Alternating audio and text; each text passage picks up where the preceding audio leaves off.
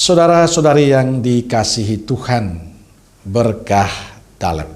Sudahkah kita memberi senyum hari ini, Senin 12 Juni 2023. Mari kita awali permenungan kita hari ini dengan tanda kemenangan Kristus dalam nama Bapa dan Putra dan Roh Kudus. Amin.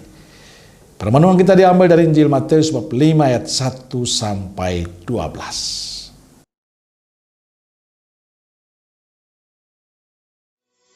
Ketika Yesus melihat orang banyak itu, naiklah ia ke atas bukit, dan setelah ia duduk, datanglah murid-muridnya kepadanya. Maka Yesus pun mulai berbicara dan mengajar mereka. Katanya, "Berbahagialah orang yang miskin di hadapan Allah, karena merekalah yang mempunyai kerajaan surga. Berbahagialah orang yang berduka cita, karena mereka akan dihibur. Berbahagialah orang yang lemah lembut, karena mereka akan memiliki bumi. Dan berbahagialah orang yang lapar dan haus akan kebenaran, karena mereka akan dipuaskan. Berbahagialah orang yang murah hatinya, karena mereka akan beroleh kemurahan.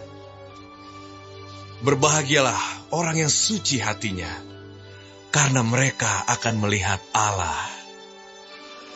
Berbahagialah orang yang membawa damai, karena mereka akan disebut anak-anak Allah. Berbahagialah orang yang dianiaya oleh sebab kebenaran, karena merekalah yang mempunyai kerajaan surga. Berbahagialah kamu, jika karena aku kamu dicela dan dianiaya, dan kepadamu difitnahkan segala yang jahat. Bersukacita dan bergembiralah, karena upahmu besar di sorga."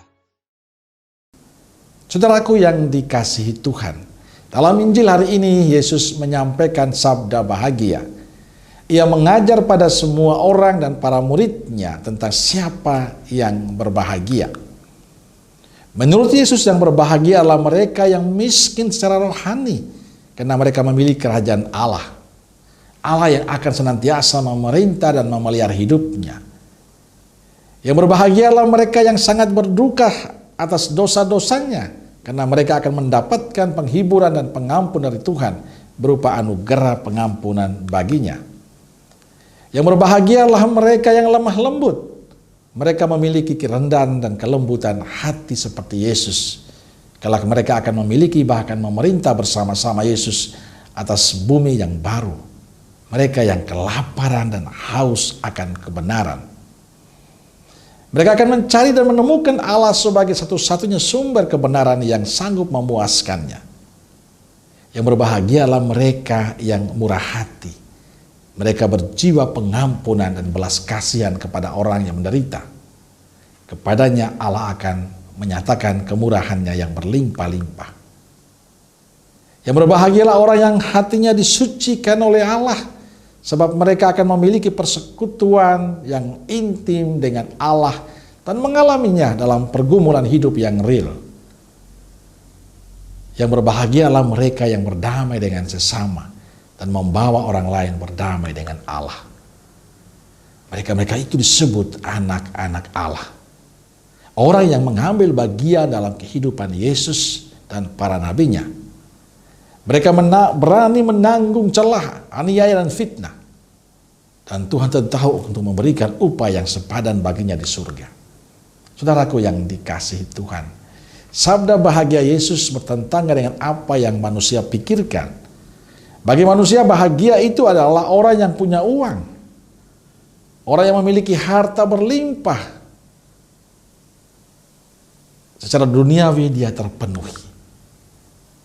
Dia memiliki segalanya, sehingga dia mampu melakukan apa saja. Kebahagiaan karena dia memiliki kuasa, memiliki kedudukan. Tapi ingat, itu menurut manusia.